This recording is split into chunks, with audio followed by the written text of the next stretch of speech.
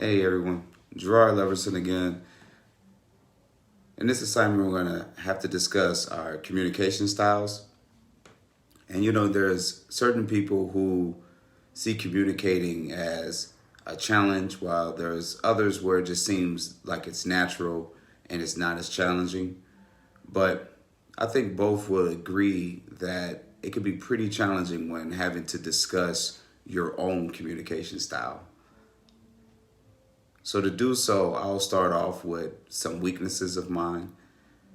I can tend to stumble over words at times and even have what is known as vocal pauses, where it's a lot of ums and where it's like you're kind of thinking out loud. So I can see this as a problem, and it has shown up to be a problem in my experience, where people are wanting to flow with you and what you're saying. But when you start using the ums and you start adding these gaps in there and even stumbling over the words, it makes it hard for people to flow with you and pay attention to the content of which you're discussing at the time. So what I try to do is slow down, not feel rushed, actually see the words in my mind before I speak them in order to try to convey things more clearly. So then there's the strengths. Some strengths that I can possess is a lot of times when I present myself or I'm in a conversation with someone else, I could be complimented as being grounded and speaking with this sense of like nobility and authority.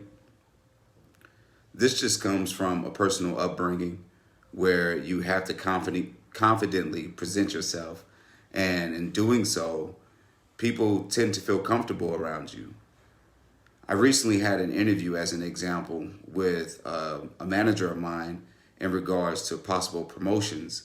And before we could even get into the content of the job, he interrupted me and just said, "Man, you have this sort of communication style." And I said, "Well, sir, I get complimented on it a lot." So in my experiences, it tends to help me with the sense of, like I said, the grounding, which makes people feel comfortable, and the authoritative, like nobility sense, which comes in handy when leading people.